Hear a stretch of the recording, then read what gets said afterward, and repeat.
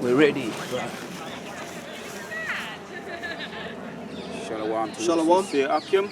We want to start by giving all praises. Yep. To Yahweh, Ba'Shem, Yahweh Shai, Ba'Shem, Rukakudash. We want to give double honours to all the elders that taught us this truth and That's the right. apostles, and all the sincere Akim that are listening. Rise up, Shalom. Yeah. So we're trying to speak to our people once again with this lesson, and we're going to go straight into it. Okay. A couple of verses in 2nd Ezra and chapters 9. Khan. This is 2nd Ezra, the 9th chapter for the 1st verse. He answered me then and said, measure thou the time diligently in itself. When thou seest part of the signs past, which I have told you before, then shall you well understand that is the very same time wherein the highest will begin to visit the world which he made.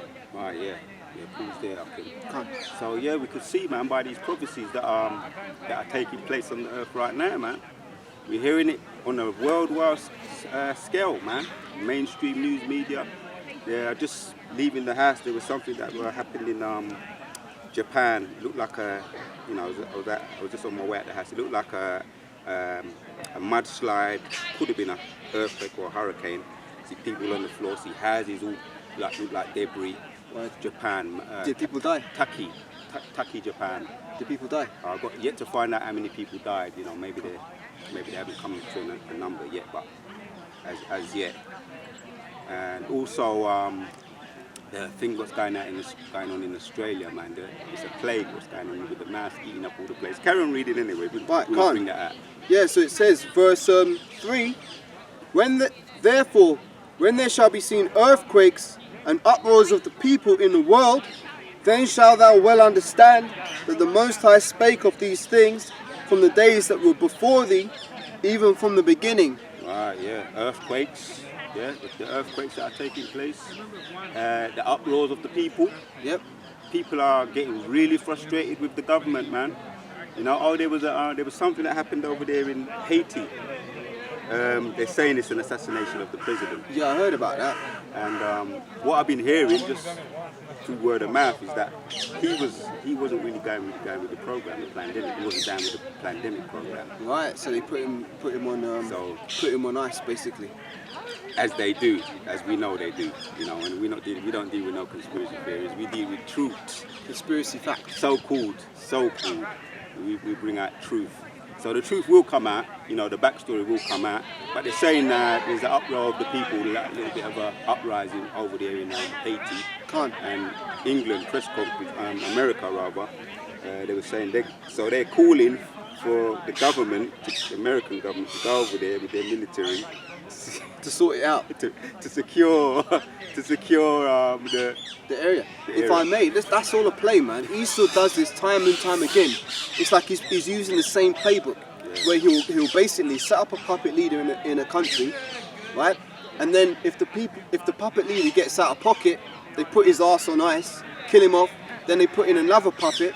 Or they'll do exactly what the brothers said. They'll say, okay, we need to secure the area. So therefore they send their troops in and they station themselves up in there and then they take over that land. That's usually how it goes. Yeah, because the so-called rebels are on the loose. Then they put up some pictures of rebels, you know, look, the image of rebels.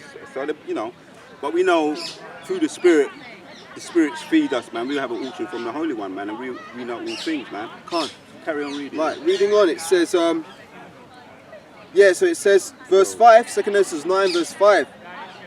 For all that is made in the world hath a beginning and an end, and the end is manifest. Even so also the times of the highest have plain beginnings and endings, and in wonders and powerful works in endings and effects and signs. Right. Yeah, signs, man. We're all about the signs. You know, we see the signs up in the heavens, man, which is beautiful to us when we see those chariots. Yep. Sight for sore eyes, you know. Eye soul for the eyes.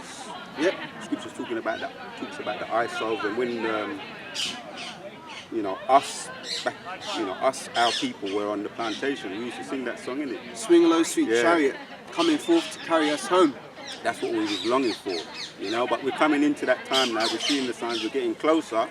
Us now, this generation, the new generation now, we're looking to be delivered out of here.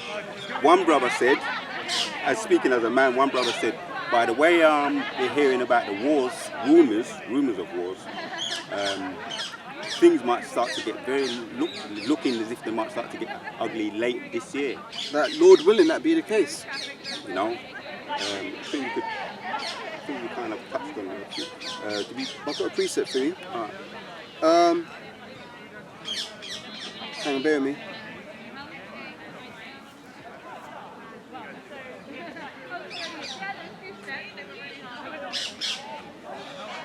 Right, this is Luke 21 and 28. It says, and when these things begin to come to pass. Now hang on, let me start up a bit. Right, so it says Luke 21:25, and there shall be signs in the sun and in the moon and in the stars, and upon the earth distress of nations with perplexity, and the sea waves warring, and men's hearts failing them for fear, for looking after the things which are coming upon the earth, and the powers of heaven shall be shaken. Here's the point. And then shall they see the Son of Man coming in a cloud with great power and glory. And when these things begin to come to pass, then look up and lift up your heads, for your redemption draweth nigh. Yes.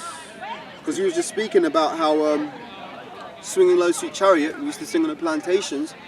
When we see all these things that the brother spoke of, the earthquakes, the uproars of the people, we're supposed to lift up our heads, because we know, by measuring the time diligently, that our redemption draweth nigh. Yeah.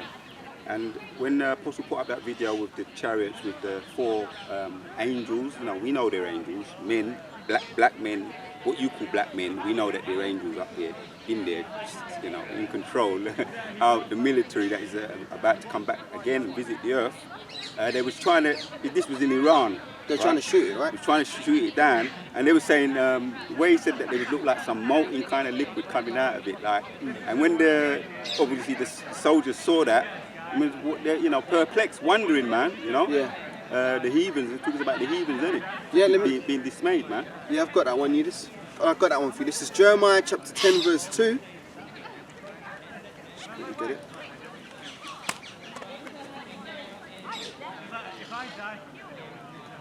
Yeah, so the heathens, they was trying to shoot it down. You got it, yeah? Yep.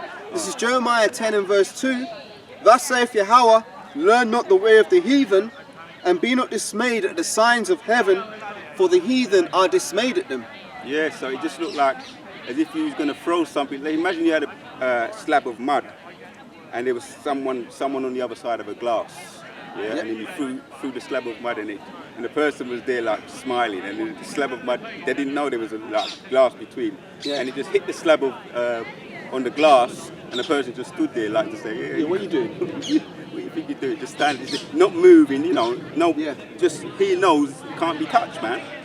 So they was really, you know, they was laughing, man. Yeah. The angels were laughing, man, and that shows, that builds our faith. If we carry on reading back to where we were, What did I last in week? 2nd Ezra and 9, and we go back to 6 and then. Yeah, okay. Yeah, go back to 6. Khan, if I may just add one thing though, what you said about the guy behind the glass knowing that you can't touch him and he's laughing at you. The Most High said he will mock when your fear cometh, and when your destruction cometh upon you as a whirlwind. I think that's in Proverbs the 1st chapter. So when the Most High sends these chariots down here, in a way he's kind of mocking Esau, because he knows Esau's going to get scared by this. Esau's not going to tell you, okay, we're scared of these chariots, but Esau's quaking in his boots because he knows the judgment's coming. Yeah. So, go on. That precept, what was the one I asked for? You want me to go back to 2nd Ezra? Yeah, that's it. Let's Right, go back there. Yeah. from 6, yeah? 2nd Ezra 9 verse 6. Even so the times also of the highest have plain beginning in wonders and powerful works and endings in effects and signs. Yeah, right, and 7. Yeah. Yep. And everyone that shall be saved and shall be able to escape by his works and by faith whereby ye have believed. Yeah, right. Chuck again? Yeah, stop there, yeah, because that's us, man. You could say we want to be saved. We're building up our faith now, doing this work, you know, building up our faith. The Most High showing us these signs, as it mentioned in there in 6. You know, the plain beginnings in wonders and powerful works. Yes. You know, that's to build up your confidence. Man. When you go out that precept, look up. Yeah, for your redemption draweth nigh. Yeah, because, you know, when you look at Jake, you know, Jake is under some kind of, the ones that are not awake to this truth, You understand what I'm saying? Yeah. But you got some that, as a brother, one of the elders always say, you're gonna have some with more faith than others. But this is what the Most High is doing, is increasing our faith by letting us see, because doubting Thomas? Yeah, he doubted. He didn't believe that the Lord had resurrected. He said, until I put my hand in his wound. Yeah, so you're going to have some with lower faith, which the Most High he caters for everybody anyway. You know, and doubting Thomas was one of the 12, wasn't he? Yep. The 12. So, you know, he caters for all of us, and he's building up our faith now. We see those chariots, you know, coming more regular. Elder Apostle Taha put up another video saying that the angels are laughing, making fun of them. Yep. There's so many videos now, everybody's becoming wise enlightened. That's what, if I to jump in, but if I may add, that's why Esau's having to address these things, because what is it, since like the 1950s, he's been hiding the fact that these things exist, trying to downplay it, and he puts the chariots in his Hollywood movies as if to say, okay, this is just science fiction, it's not real, it's just fantasy. But now, in 2021 as we stand, more and more people are seeing these chariot sightings than ever. You know, and now people are able to document it, because Esau's a dumbass. He's giving everybody a smartphone with a camera and a video camera in their pocket. So now people are just recording these things and uploading it. So he's exposing the truth on his own ass. That's why the scriptures say you can do nothing against the truth, but for the truth. Yeah, I'm going to bring that precept out. Go ahead. This is one in Psalms. Yeah, Psalms chapter 2 and verse 3 says, "Let us break their bands asunder and cast away their cords from us." Yeah. And it goes on in 4. But he that sitteth in the heavens shall laugh. Yeah. And Yahweh shall have them in derision. Yes. Yes, man. They're confused right now, man. They're scared. They're shook. Yeah. A lot of brothers have been doing the videos on the chariots with the what happened with the Pentagon, with the former worker that worked in there, Luis Elizondo. Okay. He worked for them for over 10 years. You know, he's what they call a veteran in that field, and he was saying that they asked him in the interview, so are you saying that these chariots are real, these so-called UFOs are real, unidentified aerial phenomenon? He said, well, I'm not saying that, because he still wants to take the heat off himself. He said, well, the government's saying it. The evidence is there. You know, they're no longer declassified. They're classified. They're no longer classified. They're declassified. They're made they're made now to the public, for the public to make up their own minds, which really they're trying to control the narrative, because really, as what the elder said, there's so much information out there. They had to, which was all scriptural anyway. Yeah. We just looked at in 2 Ezra 9. Yeah, they had to try and address it, to try and control the, like you said, control the narrative, so they can spin it to their advantage, so they think they can do, but they can't. So we're going to go to, I think we kind of touched on most of that 2 Ezra 9. Let's go to 2 Ezra 15. Look into a bit more prophecy. Right, 2 Ezra 15 from the first verse, it says, "Behold, speak thou in the ears of my people the words of prophecy, which I will put in thy mouth, saith the Lord Yahushua." Yeah, so that's what he did, man, and that's what we're continuing to do now through the Spirit, Yahweh Ratazah. We're bringing out these. I'm going to bring out this little article. Come on. Yeah.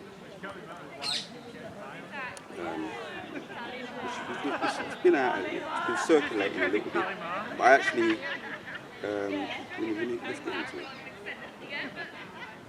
My heart to me. Help your God. Yeah.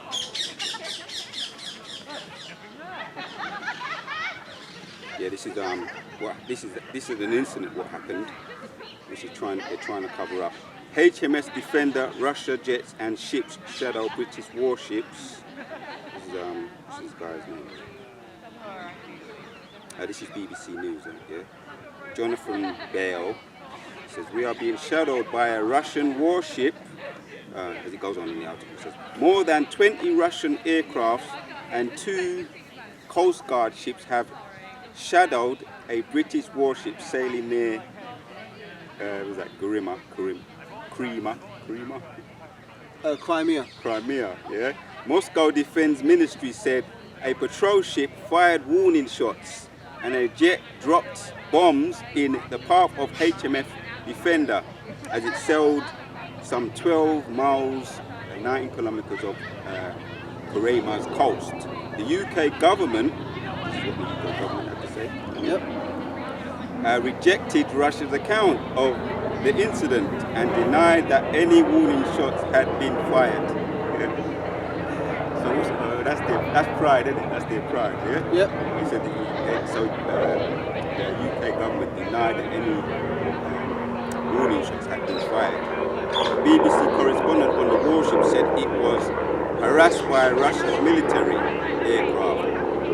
aircraft could be heard overhead as BBC Defender's correspondent. So that's it really. So you see? So Russia fired shots at the UK's warships. So that's, let's get back to that, what you just read again. Yeah, reading back to it. Yeah, reading it again. It's 2 Esdras, the 15th chapter and the 1st verse. Behold, speak thou in the ears of my people the words of prophecy, which I will put in thy mouth, saith the Lord Yahushua, and cause them to be written in paper, for they are faithful and true. Right, yeah. So yeah, carry on, read the third one. Verse 3, fear not the imaginations against thee, let not the incredulity of them trouble thee that speak against thee. Right, man. So yeah, there's so many examples which build up my faith when I look into which are my role models. We had role models when we was in the world, man. You know, all them so-called role models, Celebrities. which were leaders, which led us around the bend. So-called celebrities, you know, high profile, whatever. So, but these are what now we got as our role models, the prophets. What you usually like to bring out in is Jeremiah. Yeah, Jeremiah 28:8. Shall I get it? Go to that. It's a precept to what we just Come on. read. Right, so this is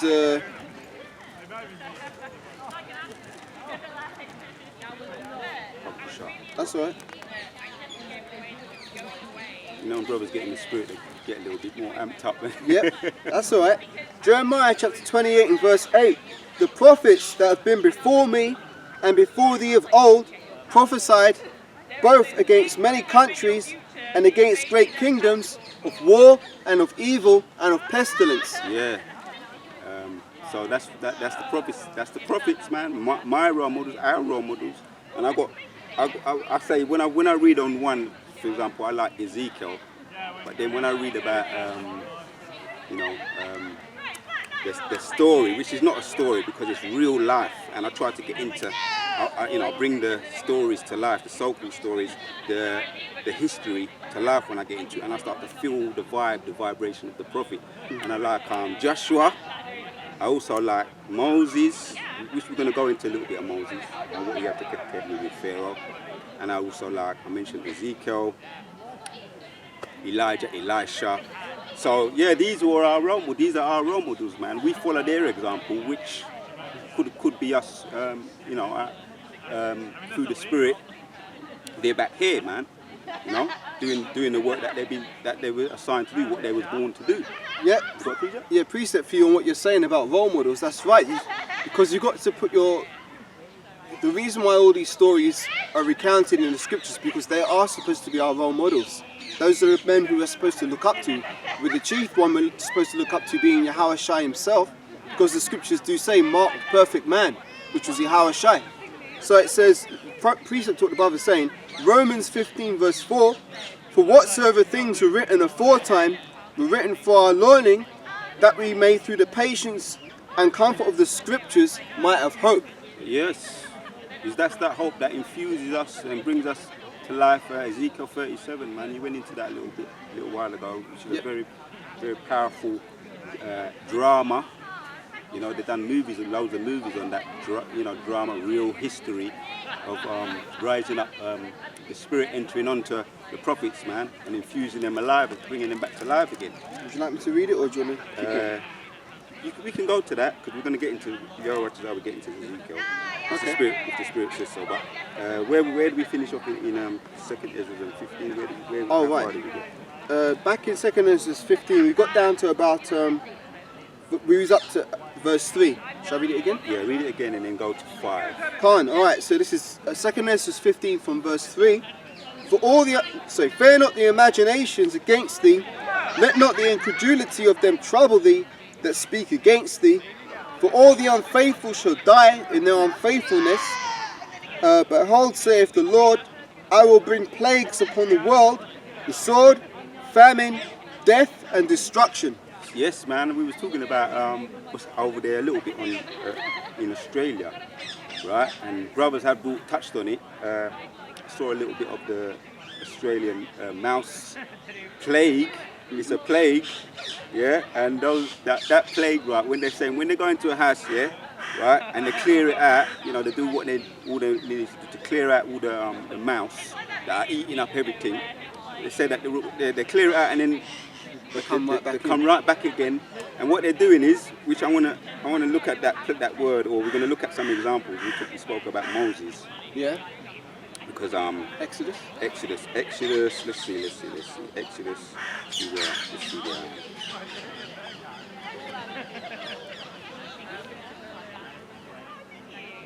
To get into this, it's very, very similar. What we see now with what happened with Moses. Let's break some of this down. In Exodus. Yeah, Exodus chapters 9. I'll get it for you. So this is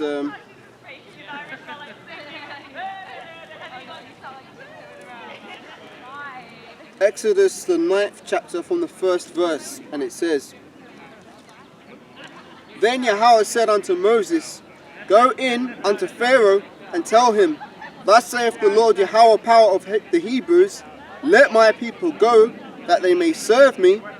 For if they refuse to let them go, and will hold them still, behold, the hand of Yahweh is upon thy cattle, which is in the field, upon the horses, upon the asses, upon the camels, upon the oxen, and upon the sheep, and there will be a very grievous murrain. Murrain, yeah, he looked at that word. I looked at that word just before I come out of the house. It's like something that's getting hold of, it's like a plague, similar to a plague, but it's on your cattle, only affects the cattle. So that's their economy, and that's happening over there in Australia right now. Yeah. With the mouse, not only the mouse though, you've got the spiders. What they're doing, they're just going over. It's like if you ever see like a sea of spiders. Just imagine over there, you see a sea of spiders and spider webs. Yeah. And if you used to try and walk and avoid the web, you can't. So that's what's happening now. That's what's over there in Australia now. They've got a sea of spiders in areas. They've got a sea of mouse eating up their crops and other things too, which I can't. Other things too that are going on. And the animals are being affected too. You know, their traditional kangaroo. Their traditional animals are being affected. So that's what's going on over there now, and you know, and really, as it read up the top again from 1 again. Can't. Okay. So second Exodus from 1. No, sorry, go to 4. Exodus, I was in, yes, so like it. Exodus 9 and verse 4. And Yahweh shall sever between the cattle of Israel and the cattle of Egypt, and there shall nothing die, that is of all the children of Israel. So yeah, that's he made a difference. He made a separation, man. Clear distinction. A clear distinction from people that he was plaguing and who he was saving, who he was protecting. Yeah. And if you look at for those that are faithful, you know, and with Ezra, where he was told to get that word, put it in his mouth, and prophesy. You know, Moses very similar job that took place, but he protected his prophets and all those that listened to him. Yeah. Let's jump down. Yeah, right. There's another plague. There's another plague here too. Let's check this out. If I may just bring out a precept on what the brother is saying, that the plagues that are smiting Australia, this is Ecclesiastes 1 verse 9, the thing that hath been is that which shall be, and that which is done is that which shall be done, and there is no new thing under the sun. Meaning that we are seeing these things come back again, the plagues, because we're in a similar situation again where the Edomites refused to let us Israelites go, So therefore, Yahweh is doing the same thing he did when he smote Egypt. He's smiting America, which is Babylon the Great. And what is Babylon the Great also known as? Sodom and Egypt. So this place is going to go out in the same way. First of all, he starts by sending his prophets, just like he sent Moses unto the Pharaoh. Moses and Aaron went in there and said, let the children of the Most High go, let us Israelites go. Us prophets are coming back in our lot, and we're saying again to the elite rulers, the banking families predominantly, of this society, let my people go. But they refuse to let us go, so therefore once again, Yahweh is sending plagues upon the earth. And that's what we're seeing. Right, yeah. Bring out, Baba Kushal, bring out Exodus 9 and verses 7. Khan. So Exodus 9 verse 7, and Pharaoh sent, and behold, there was not one of the cattle of the Israelites dead, and the heart of Pharaoh was hardened, and he did not let the people go. Yeah, that's what's going on right now. You're not letting us go, and not only that, you're talking about depopulation. That's right. You want to get rid of the Israelites. You know, he's predominantly directing all that pandemic, yeah, to the so-called Negroes, Native Americans, and so-called Mexicans. Yep. You know, that's where you're directing your plague or your pandemic towards. So you're not letting you're hardening your heart, man. You know, verses 8.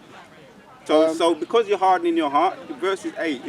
Read verses 8, Baba Kushal. Yeah, verse 8, and it says, and Yahweh said unto Moses and unto Aaron, take you 2 handfuls of ashes of the furnace, and let Moses sprinkle it towards the heaven in the sight of Pharaoh, and it shall become small dust in the land of Egypt, and a boil shall break forth with blains upon man and upon beast throughout all the land of Egypt. Right, so we know altogether there was 10 plagues.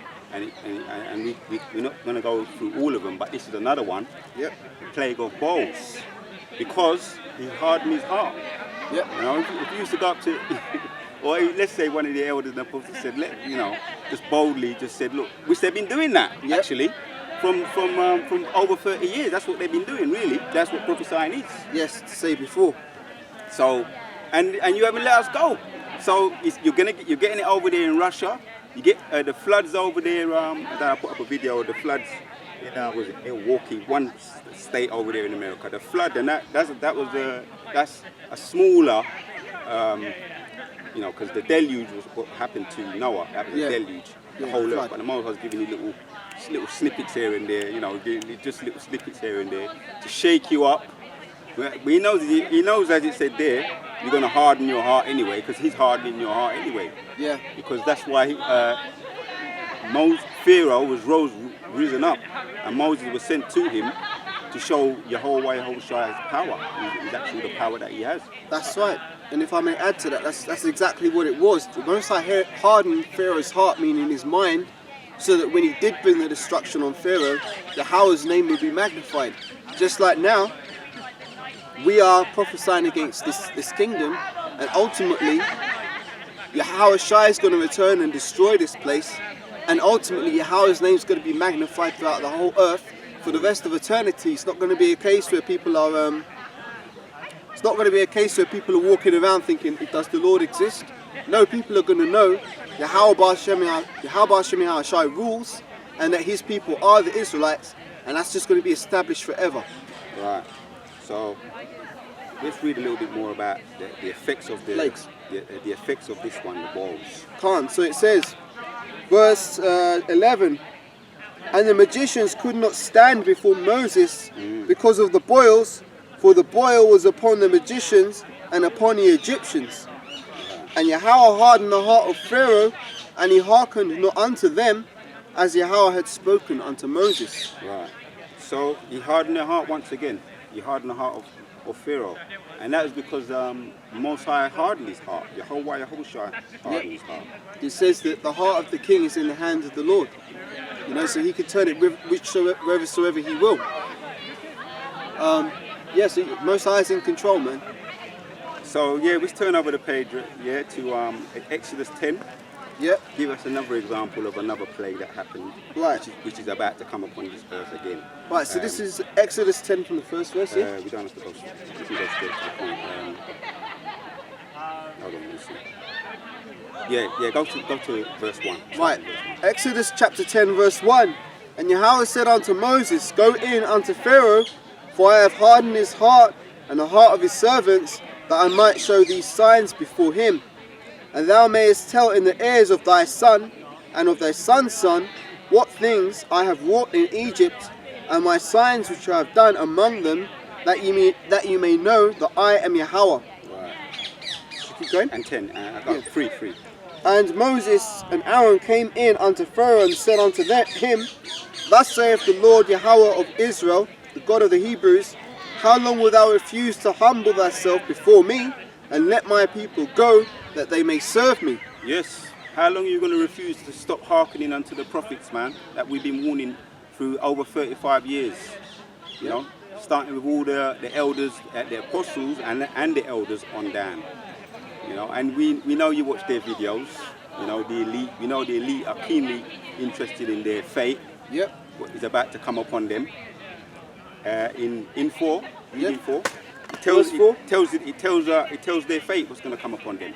So verse 4 says, Else if thou wilt refuse to let my people go, behold, tomorrow I will bring the locusts into thy coasts, and they shall cover the face of the earth, that one cannot be able to see the earth, and they shall eat the residue of that which is escaped, which remaineth unto you from the hail, and shall eat every tree which groweth for you out of the field, and they shall fill thy houses, and the houses of all thy servants, and the houses of all the Egyptians, which neither thy fathers nor thy fathers' fathers have seen, since the day that they were upon the earth unto this day. Yeah. And he turned himself and went out from Pharaoh. Yeah, the mouse over there in Australia, they're yamming up all the barley, which Australia is known for. They love their beer and things. Yep, they do. You know, they love up to drink their beer and they watch their football and Yeah, that's the Edomite spirit for you. To watch their sports and get drunk and act like yobs. So you take that away, you know, you take something that they really like, you know, they say, wait a minute, man. Yeah. You know, so because they're refusing, you know, and also with the animals, they love their animals, man. You start taking away their animals, killing off their animals, you know, their symbolisms that they're high on higher steel, what they're held in higher steel. You take that away or attack them, plague them.